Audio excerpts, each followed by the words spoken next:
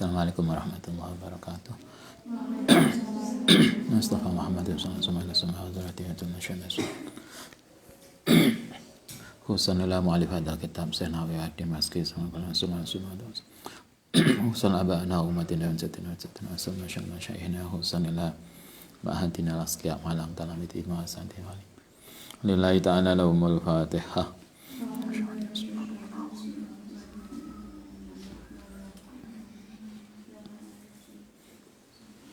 Bismillahirrahmanirrahim. Wa min ahadisil man'i lan iku termasuk hadis-hadis yang melarang memuji. Kemarin pertemuan kemarin kita disampaikan bahwa memuji itu ada dua. Memuji di depan orangnya secara langsung atau memuji tidak di depan orangnya. Jadi wong kalno memuji yang tidak di depan orang itu boleh asalkan tidak bohong, tidak berlebihan.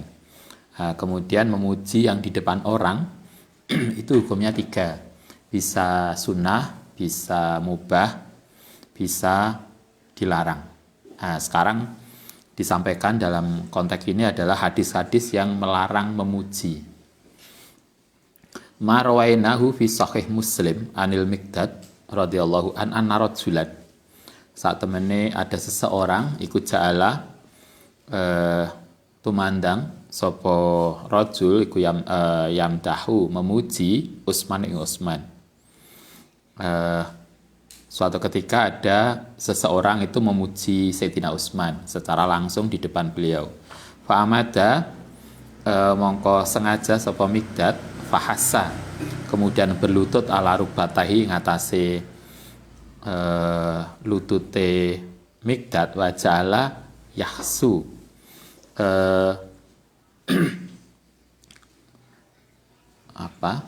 mendorong fi wajhi ing dalam wajah rajul al hasba ing debu. Suatu ketika ada orang memuji Utsman. Di situ ada Miqdad.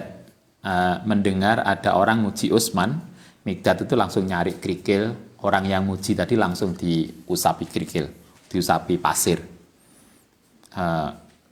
Utsman tentu kaget.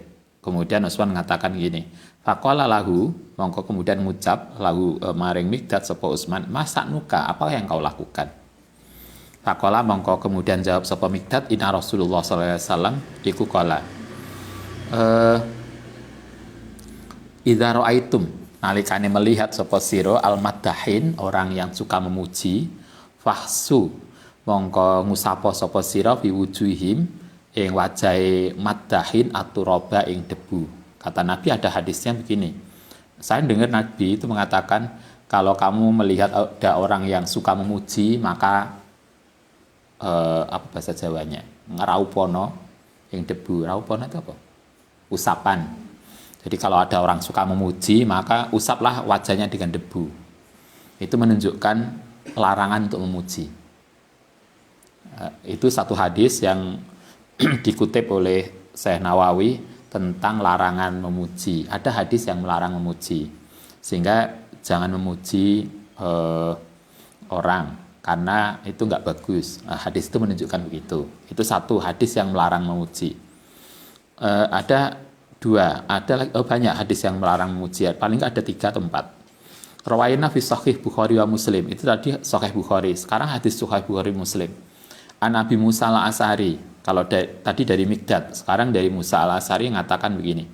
Sami'a mendengar sapa an-Nabi sallallahu alaihi wasallam rajulan ing seseorang yusni yang memuji sapa rajul ala rajulin ing atase orang yang lain. Suatu ketika Nabi mendengar ada seorang sahabat memuji temannya. Tetapi yang mungkin yang perlu jadi catatan yang ini, watu terihi dan berlebihan. Filmit hati dalam pujian itu mujian itu berlebihan. Fakola kemudian dawuh sapa Nabi ahlaktum gawe kerusakan sapa sira aqatum atau memutuskan sapa sira dhahra rajuli yang punggunge seseorang. Hadis ini secara eksplisit jelas banget Nabi tidak suka ada orang memuji orang lain. Ini yang kemudian sering dipakai sebagian orang untuk melarang memuji. Tapi lain dulu hadisnya wa yutrihi fil mid'ah. Jadi yang dilarang adalah karena memujinya terlalu berlebihan. Biasanya sing enek ngono iku apa? Lagu ya. Walaupun kau mukamu kayak buaya, tapi bagiku engkau lebih cantik dari Maradona. Loh, Madonna apa Maradona? Madonna ya? Nah, Maradona kan pemain bal-balan. Biasanya gitu. Mungkin itu yang nggak bagus. Nabi mengatakan ada seorang yang memuji temannya itu berlebihan. Karena itu oleh dikomentari Nabi, pujianmu itu telah membuat kerusakan. Karena terlalu berlebihan. Kultu matur sapa ingsun yutrih, lafat yutrih tadi, wa yutrihi fil mid'ah, itu apa artinya? Wa tahta wal itroh al mubalaghah, yaitu berlebihan fil madhi. Wa mujawazatul hadi, melewati batas. Berarti yang dilarang itu kalau delok hadisnya kayaknya bukan pujiannya, tetapi adalah karena pujiannya terlalu berlebihan dan melewati batas. Karena itu Nabi menegur dia, itu akan bisa merusak. Hadis yang seterusnya, yang ketiga, rawaina fi sahihima, ada juga di dalam Bukhari Muslim, an Abi Bakrah, saking Abi Bakrah, ana rajulan, saat temene seseorang itu dzikira, disebutkan indah Nabi SAW. Suatu ketika ada seseorang dipuji di samping Nabi, fa asna, kemudian memuji ali ngatasi rajul sapa rajulun, ada orang lain. Jadi ini ada Nabi sama sahabat lagi mungkin lagi berkumpul, kemudian ada seseorang nyebut temannya yang ketika itu nggak ada. Kemudian beberapa sahabat itu memuji temannya tadi. Fa'asna khairan, memuji dengan baik. Melihat pujian tadi, faqala, kemudian dawuh sapa Nabi, waihaka, celakalah engkau, qata'ta, telah memutuskan sapa sira unka sahibika ing lehere temanmu. Yaquluhu miraron, Nabi mengatakan itu berulang-ulang. Waihaka, celakalah engkau, karena dia telah memuji temannya. Ingkana hadukum, kalau ingkanamun ono sapa hadukum salah siji nira kabeh kumadihan, orang yang memuji lah mahalata, maka hendaknya tidak begitu. Jadi kayaknya Nabi konteksnya tadi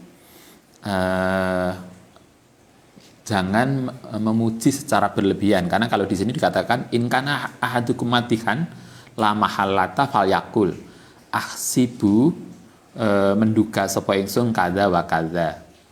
Jadi kalau memuji itu secukupnya lah, yang saya tahu dia orang baik, itu udah cukup. Kayak kalau ada orang meninggal, saya bersaksi bahwa yang setahu saya dia orang baik, kemudian kita tidak memuji dia secara berlebihan. Kayaknya yang dilarang itu yang tadi mubalaghah tadi.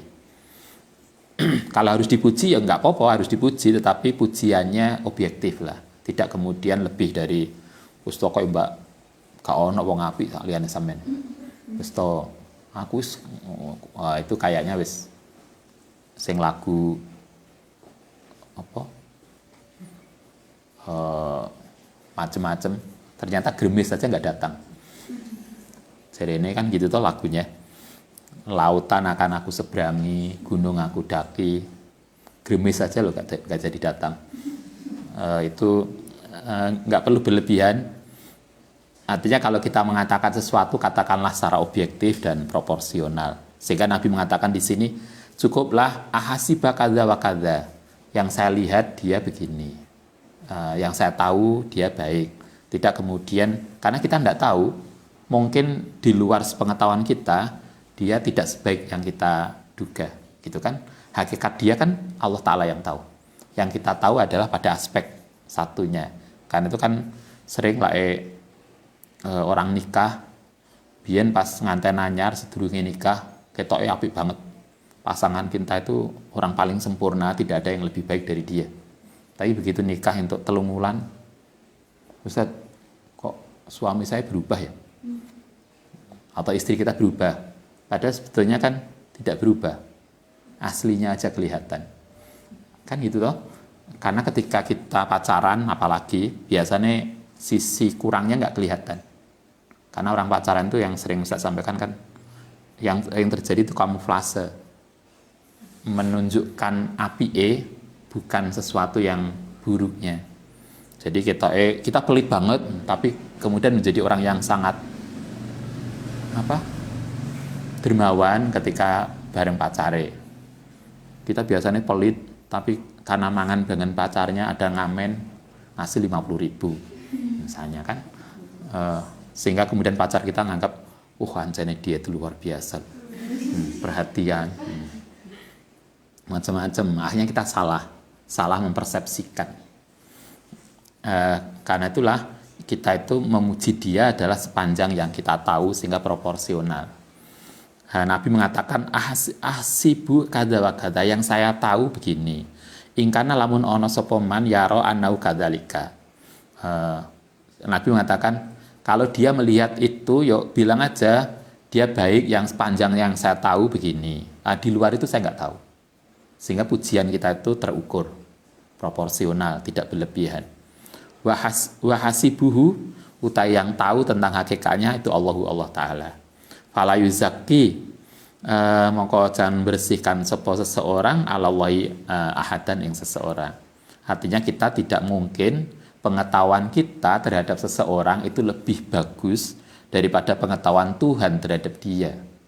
Yang kita pahami dari dia yang kita tahu aja. Di luar itu kan kita nggak tahu. Oke, ini beberapa hadis, paling nggak ada 3 hadis yang disampaikan di sini, yang itu isinya adalah larangan tentang memuji.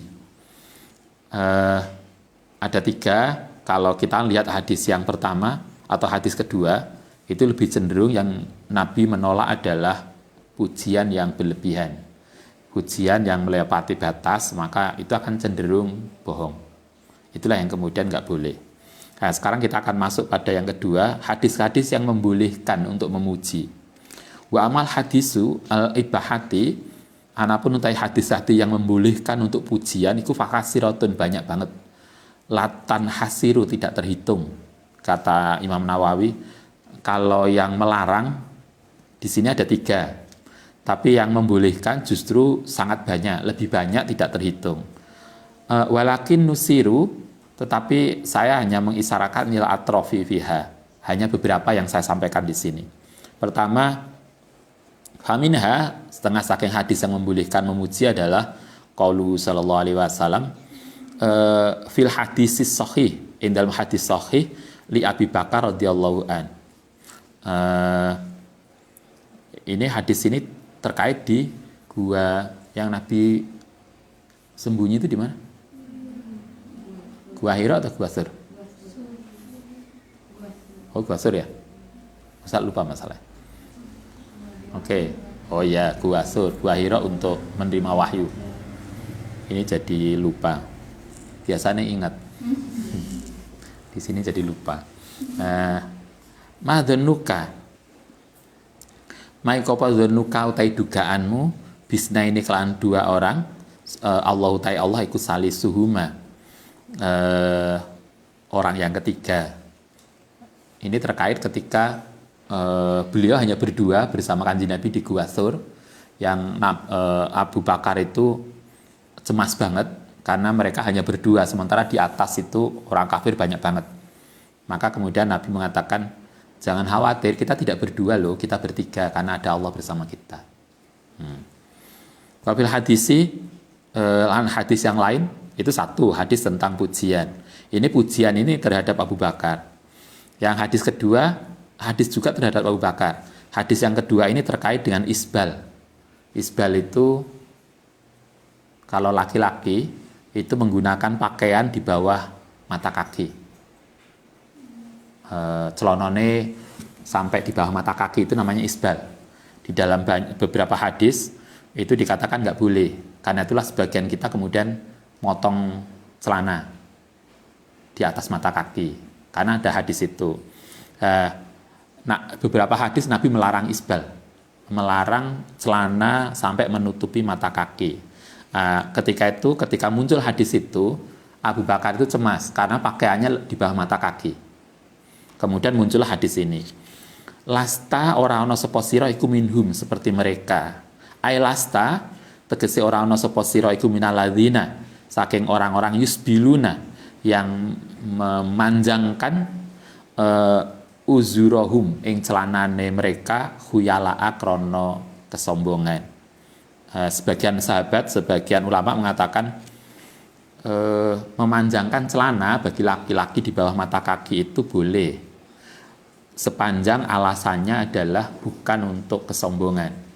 Karena hadis ini mengatakan dulu ada tradisi orang-orang itu pakai pakaian panjang karena menunjukkan bahwa dia orang yang punya kewibawaan. Kalau Anda ngaji taklim masih ingat, beberapa orang dulu ada tradisi kalau orang alim itu pakai serban besar, pakai pakaian besar untuk menunjukkan bahwa dia orang berilmu. Padahal dia tidak. Artinya dia itu menutup kekurangan dirinya dengan pakaian besar. Itu kan sejak zaman Yunani itu yang kemudian kita adopsi kalau wisuda.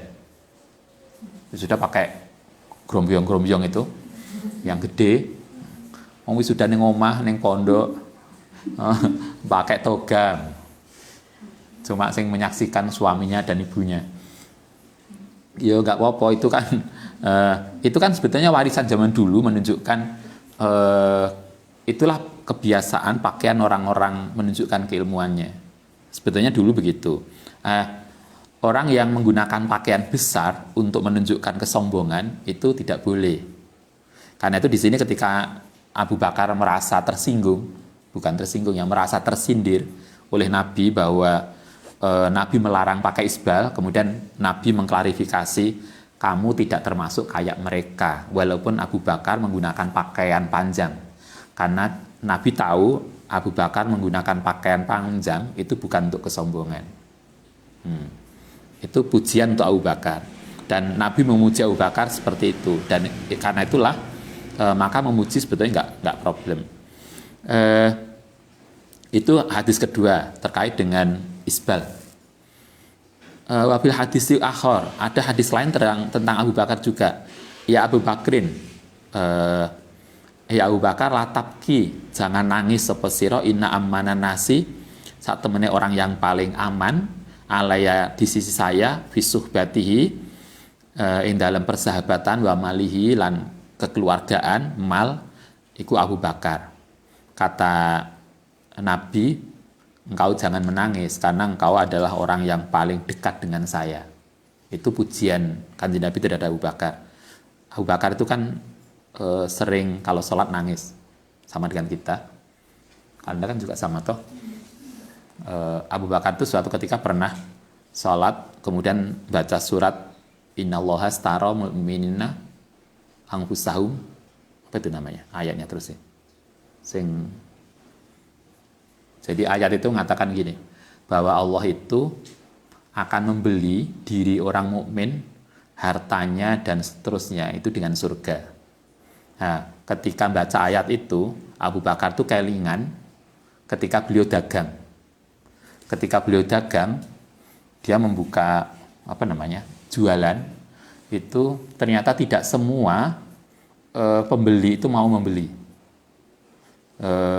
Pembeli itu kalau beli itu kan milih barang yang bagus. Nah, baru setelah dia tahu barang itu bagus, baru dia beli.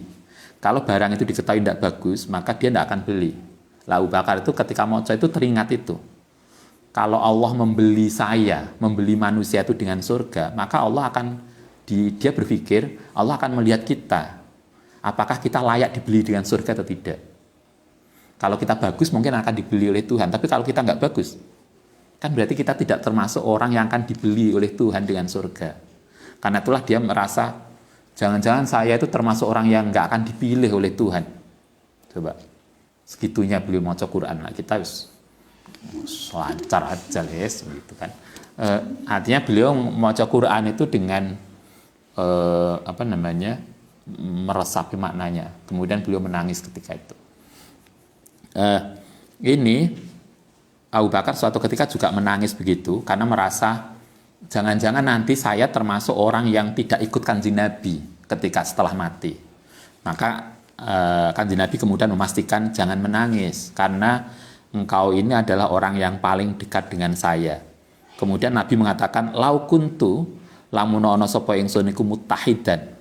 boleh mengambil min umati saking umatku kholilan ing seorang kekasih latakhottu mongko yakti akan ngambil sapa ingsun Abu Bakrin kholilan sebagai kekasih. Andekan, kata Kanjeng Nabi, andekan saya ini boleh memilih seorang kekasih di antara umat manusia, maka satu-satunya orang yang akan saya ambil sebagai kekasihku adalah Abu Bakar engkau.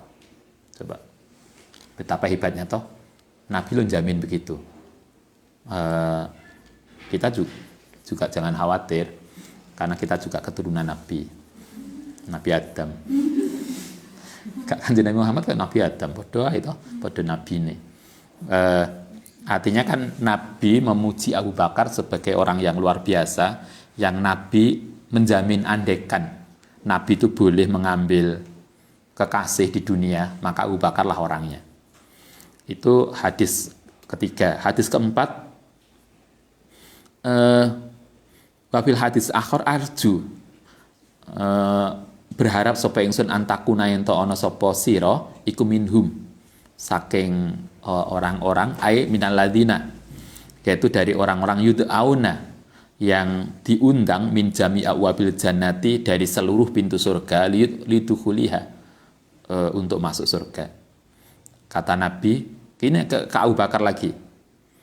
Kan Nabi mengatakan suatu ketika kepada Abu Bakar begini, saya sangat berharap engkau Abu Bakar itu termasuk orang-orang yang nanti di akhirat, termasuk orang-orang yang dipanggil dari seluruh pintu surga.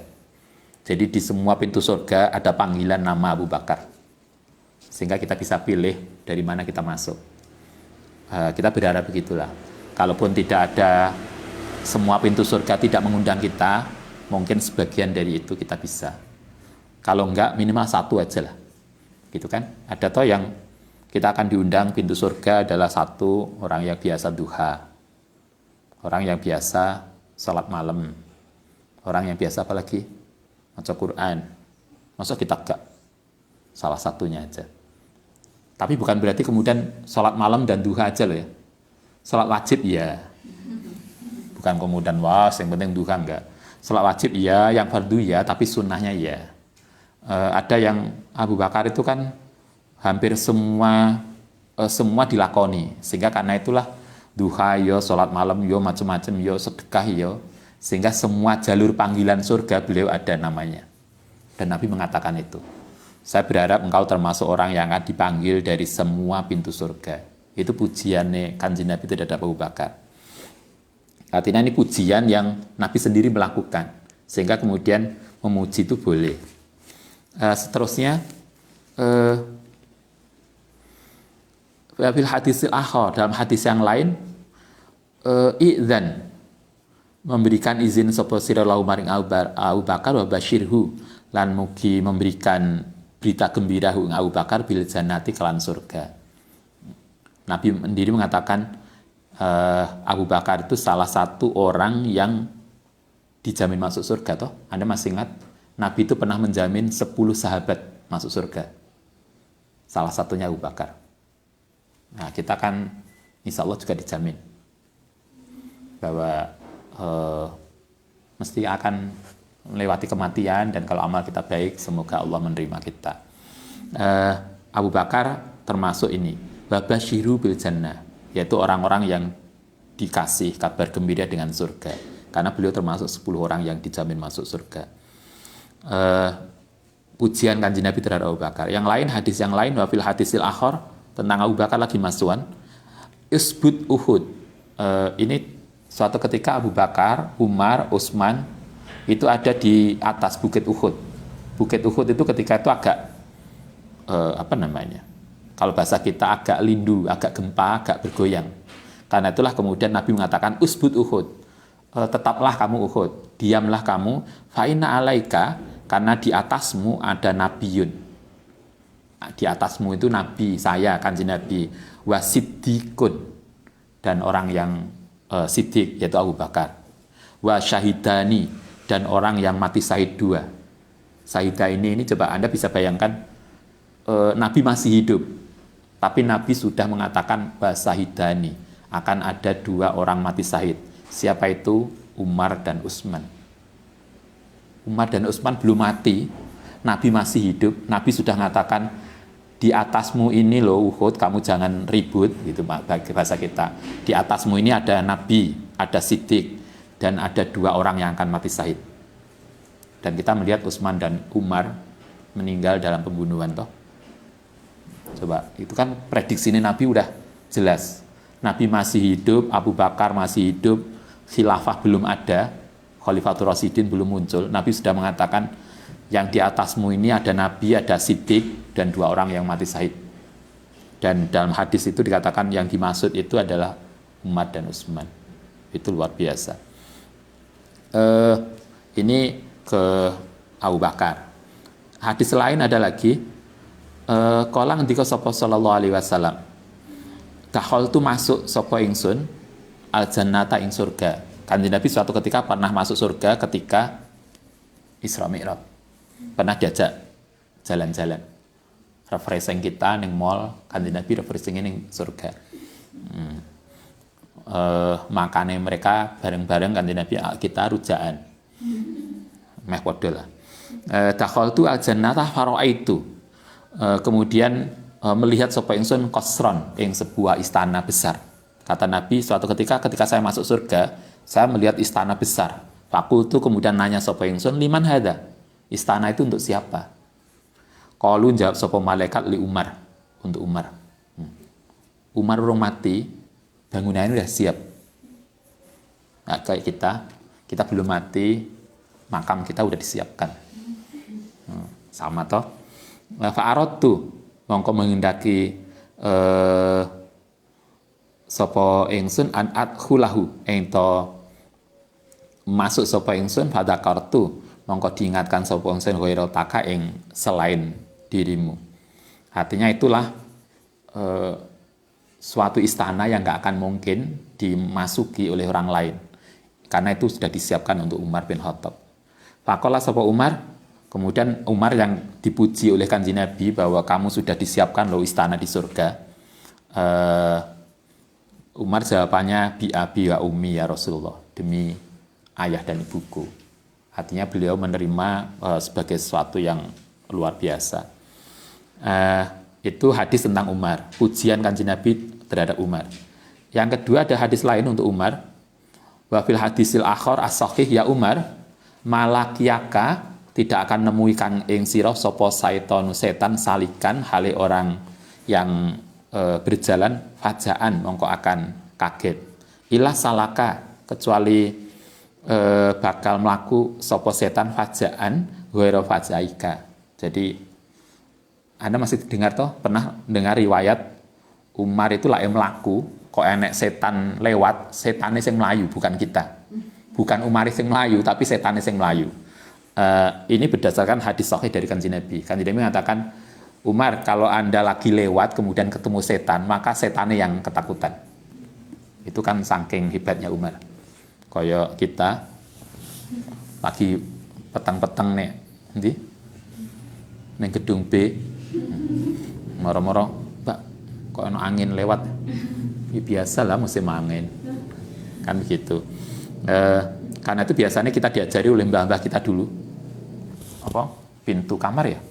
Ditulisi apa? Umar Al-Faruq. Nah, itu karena salah satu alasannya itu. Dengan ditulisi nama Umar, setan delok tuyun delok itu. Wah, iki enek Umar ning kene. Nah, akhirnya aman. Dulu mbah-mbah kita tuh begitu. Tapi hadisnya ada. Nabi pernah mengatakan setan itu ketemu Umar, setannya yang melayu, bukan Umarnya.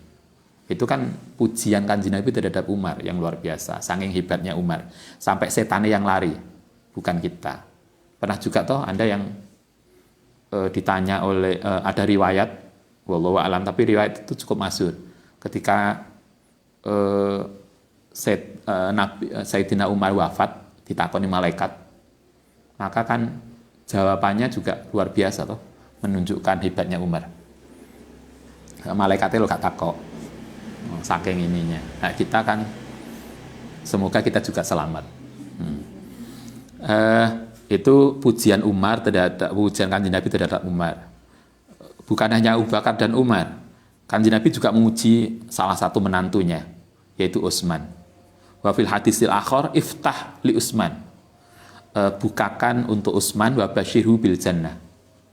Karena Utsman juga termasuk orang yang dijamin surga.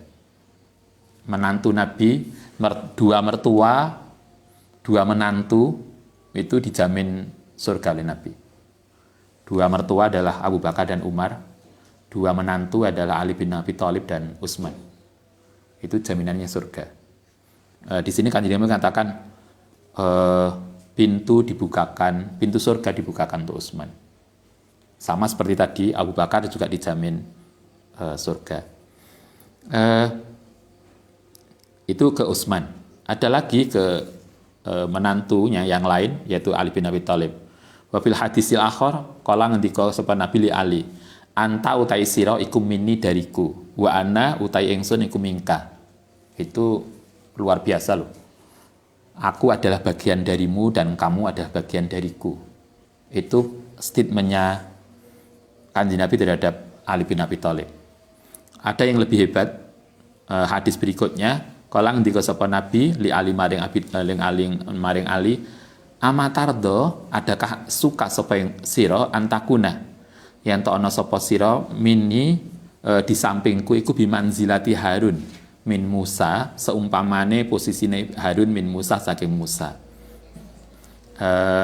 Kalau di dalam riwayat para nabi Musa itu ketika disuruh dakwah oleh Tuhan, beliau itu kan agak punya kekurangan ucapan, apa namanya, lidahnya kurang fasih, kan agak pelat toh, agak cedal, ngomongnya gak pada jelas. Itu Nabi Musa, karena menurut riwayat ketika Nabi Musa kecil itu pernah toh dites oleh Fir'aun, karena diomongi iki anak ini loh yang akan menjatuhkan Fir'aun. Kemudian dites, dikasih bara api dan dikasih sesuatu yang lain. Ternyata ketika mau memilih itu oleh Jibril, tangannya diarahkan untuk megang api. Kemudian bara api itu mau dimakan sehingga lidahnya menjadi cedal karena luka. Nah, karena Nabi Musa merasa nggak fasih, beliau minta didampingi. Jadi dia minta pada Allah agar ada pendamping untuk teman dakwah, yaitu Nabi Harun. Sehingga di dalam kenabian ada tim, gitu kan, tim kenabian, yaitu Nabi Musa dan Harun. Kanjeng Nabi itu mengatakan pada Sayyidina Ali begini, posisimu dibanding saya itu sama dengan Nabi Harun kepada Musa. Itu kan berarti posisi Sayyidina Ali itu sangat dekat pada Nabi. Karena itulah kemudian sebagian orang Syiah mengatakan yang layak mengganti Nabi setelah Nabi wafat, meneruskan perjuangan Kanjeng Nabi itu adalah Ali bin Abi Thalib. Karena salah satu hadisnya itu bahwa Sayyidina Ali itu orang yang paling dekat pada Nabi. Ini pujiannya Sayyidina Ali, Kanjeng Nabi terhadap Ali bin Abi Thalib. Bukan hanya ke tadi, ada yang seterusnya. Wa fil hadisi akhir li Bilal, untuk Bilal. Sami itu mendengar sapa ingsun dafana laika ing suara sandalmu fil jannati ing dalam surga. Bilal, kalau Umar itu sudah disiapkan istana, kalau Bilal itu Nabi mengatakan, saya suatu ketika mendengar suara sandalnya Bilal itu di surga. Sandalnya lu mlebu surga dhisik, mosok wonge gak ketut. Sami itu dafana laika, itu kan pujian yang luar biasa. Tidak hanya itu, Nabi banyak memuji orang lain. Wa fil hadisil akhir li Ubay bin Ka'ab. Ingat Ubay bin Ka'ab ya, seorang tokoh mantan pendeta Yahudi yang kemudian masuk Islam. Itu Ubay bin Ka'ab. Nabi mengatakan begini, liyah nikah akan membuatmu senang apa al ilmu Abul Mundir. Abul Mundir itu nama dia, panggilan dia. Kata Nabi, engkau itu orang yang sangat asik dengan keilmuan, bahasa kita gitu. Dan Anda paham, setelah Ibnu Abbas, Abdullah bin Abbas, salah satu tokoh tafsir adalah Ubay bin Ka'ab. Nabi mengatakan engkau itu orang yang sangat asik dengan keilmuan. Kalau bahasa kita, Mbak, sama itu luar biasa cekelannya buku, kan sama toh. Kita senang belajar, senang membaca. Hadis yang lain, qala ngendika sapa Nabi li Abdullah bin Salam, Eh, ini Abdullah bin Salam salah seorang sahabat, anta utai siro alal islami ngatasi iku ngatasi Islam hatta tamut sampai mati. Katakan Nabi, engkau tetap akan Islam sampai mati. Wa fil hadisil akhar lil ansori, untuk sahabat Ansor, dohikallahu azza wa jalla, katakan Nabi, Allah itu sampai ketawa. Dan Anda jangan bayangkan kayak kita ketawanya pangeran, kayak kita enggak, tapi ini kata kiasan. Min fi'lakuma, sartane perbuatan kalian. Jadi karena sahabat Ansor itu sahabat yang luar biasa membela Nabi dan membela orang-orang muhajirin, Allah Ta'ala sendiri yang merasa kemudian senang banget kalau di sini dohika, Allah Ta'ala sampai ketawa menyaksikan para Ansor yang luar biasa. Ada yang lain, Nabi mengatakan gini, qala li ansori antum utai sira kabeh min ahabbin nasi, orang-orang yang paling aku sukai ilaya. Jadi kata Nabi, kaum yang paling disukai oleh Nabi itu adalah Ansor Madinah. Wa fi hadisil akhar li Asba ibnu Qais, maring Asya bin Qais, inna fika, sak temene dirimu iku khoslatani, ada dua hal, yuhibu makang seneng ing dua sapa Allah wa Rasul. Nah, ini ada pengakuan Nabi mengatakan gini pada Abdul bin Qais, ada dua yang aku sukai, bahkan Allah juga suka. Apa itu? Al-hilmu. Hilmu itu sifat apa ya hilmu itu? Kalau orang Jawa mengatakan aris, bijak, orang yang tenang dan bijak. Wal anatu lan sabar. Nah, kita lanjutkan sampai akhir bab. Wa kullu hadilah hadisi, utai semua hadis ini ala di asartu, yang ngasih isyarat ilaiha fi sahih, dalam hadis sahih itu masyhuratun. Hadis ini banyak, hadis pujian Nabi terhadap para sahabat itu masyhur. Walihada lam udifuha, karena itu saya tidak perlu memastikan hadis ini sahih atau tidak, karena semuanya sahih dan masyhur. Wa nadhairu ma dzakartuhu min madhihi, saking oleh muji Nabi fil haji dalam di depan orang iku kasiratun banyak. Amal madhus sahabati, anapun utai oleh muji sahabat, wa tabiin lan tabiin, faman ba'daum, dan orang-orang setelah itu, minal ulama'i, bayanan saking ulama, wala imatil ladzina yuqtada bihim, yang diikuti radhiyallahu ajmain, fa aksara, luwih banyak min antahsira, dari hitungan jari. Maksudnya hadis Nabi tentang pujian sahabat, perilaku tabiin, ulama-ulama aimatil itu banyak banget tentang pujian. Karena itu kolang ngendika sapa Abu Hamid Al-Ghazali fi akhiri kitab zakati, dalam akhir bab tentang zakat dalam Ihya, idza tasaddaqa, nalikane sedekah sapa insanun seseorang bisa dakotin, fayam bagi mongko hendaknya li al-khidi, kedua orang yang ngambil mindu saking zakat, ayang duro ento memperhatikan sapa man. Ini berdasarkan hadis ini yang banyak tadi, dalam konteks zakat, sedekah. Kemudian Al-Ghazali ngajari kita begini, fa in kana mongko lamun ana sapa adafiu, orang yang memberikan zakat, iku miman saking wong yuhibbu, yang demen asukro, yang syukur ala yang atase zakat, wa nasruhalan biasa memberikan zakat, fayam bagi mongko sebaiknya lil ahidi, kedua orang yang mengambil apa ayuh fiyaha, untuk merahasiakan. Jadi begini, berdasarkan hadis-hadis pujian ini, Said Ghazali kemudian membuat kesimpulan, kalau kita menerima zakat atau mengambil zakat, yang kita harus perhatikan, kalau orang yang biasa ngasih zakat atau ngasih sedekah, itu orang-orang yang sudah biasa bersyukur, dia tidak butuh pujian. Maksudnya dia sudah tidak butuh pujian, karena itu menjadi kebiasaan dia, maka kita tidak perlu memuji dia. Jadi misalnya kalau Anda ngambil zakat orang kaya yang agamanya bagus, perilakunya matang, jiwanya konsisten, terima ya terima aja, nggak perlu banyak memuji dia. Karena dia sebetulnya nggak butuh pujian. Pujian yang kita berikan pada dia justru akan membuat salah. Biasanya kan terima kasihlah Mbah, terima kasihlah pada Allah jangan pada saya. Kan ada tuh begitu. Karena sebetulnya dia tidak butuh pujian. Dia hanya merasa ya sedekah aja. Sedekah nggak perlu selfie. Nah, tetapi kalau orang-orang yang masih butuh selfie, nah butuhlah wiro Mbak saya catat namanya sinten masih dimasukkan. Bagi orang-orang yang sudah matang jiwanya kan nggak perlu nama, yang penting saya masuk jariah selesai. Gak tahu kemudian tulis ya hamba Allah, tapi dalam koma sopo kan enggak, artinya itu beda. Tapi artinya orang yang sudah matang maka nggak perlu dipuji karena pujian akan salah karena dia tidak butuh pujian. Li'anna qadha haqihi karena memenuhi haknya illa yang surahu, karena kalau kita memuji ala zulmi maka itu akan bisa justru menjadi dolim karena menjadi salah. Wa talabu asyukra lan utawi oleh mengharap sopo man tadi asyukra iku zulmun.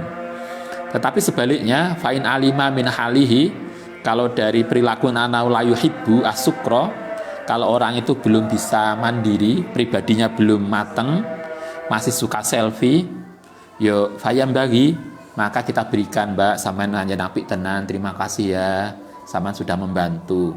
Karena dengan begitu dia menjadi lebih kuat untuk mensupport dia. Nah, kayaknya kita perlu begitu. Fayambi askurahu wa yudhiru sadaqatihu, dan menampakkan sedekahnya. Sehingga perlu diumumkan yang nyumbang masjid nama ini berapa. Nah, kenapa perlu diumumkan? Karena dia masih butuh untuk itu. Bagi pemula silahkan, tapi bagi orang yang matang jiwanya, dia tidak butuh pujian, tidak perlu catatan, karena yang mencatat Allah dan malaikat. Kala ngendika Sufyan Ats-Tsauri rahimahullah ta'ala arafa nafsahu, man sepenting wong arafa kang ngerti sapa man nafsahu ing dirinya, lam yadruhu mongko tidak akan bahayani ing man apa madhun nasi, pujian orang lain. Kala ngendika sapa Abu Hamid Al-Ghazali ba'da an dzakara sabaqa fi awalil babi qad fadaikatu hadzil ma'ani, utawi rahasiane kenapa Ghazali begitu iku yang bagi ayal hatoha ayento njogo sapa man maurai qalbahu ing atine man fa ina amalal jawarihi, krana sak temene prilakune zahir ma'a ihmali hadi taqoi, sartane sembrono terhadap persoalan hati, iku duhkatun lisyait, itu akan membuat godaan setan. Likasroti ta'abi, krana banyaknya ta'ab, kecapean, wakilatin naf'i, lanti kurangnya kemanfaatan. Wa mislu hadhil ilmi wa iku ayuqala inna ta'allumi mas'alatin, sak temene belajar masalah ini, minhu iku afdhalul luhi utaman ibadatu sanatin, saking ibadah setahun. Id bihadal ilmi, karena dengan ilmu ini tahya bisa hidup apa ibadatul umri, ibadah seumur. Wabil jahlilan kelawan kebodohan, bihi kelan ma tamutu bisa mati apa ibadatul umri, ibadah seumur, wa ta'at talu, mongko kemudian menjadi tersia-siakan. Ini kesimpulan akhir terkait dengan ihya yang dulu pernah kita kaji. Karena itulah kita perlu belajar tentang bagaimana menjaga hati agar amal kita itu tetap baik. Saya kira konteksnya nanti lain. Tapi intinya adalah di sini memuji orang itu boleh, sepanjang kita tahu satu, pujiannya tidak berlebihan, dan orang yang kita puji tidak akan kemudian salah, menjadi salah. Oke, saya kira begitu. Nanti kita lanjutkan besok tentang bagaimana kalau orang lain memuji kita. Kalau ini tadi kan kita muji orang lain. Bagaimana kalau kita kemudian Anda dipuji, Mbak sama napi tenan loh, masuk loh, apa gitu atau seterusnya. Baik, Al-Fatihah.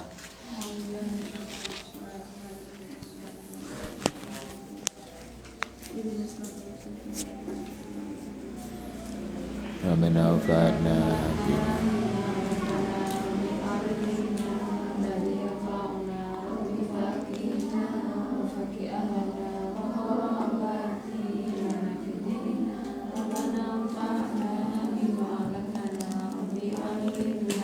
Nabi fa'una Rabbi faqih wa faqihalan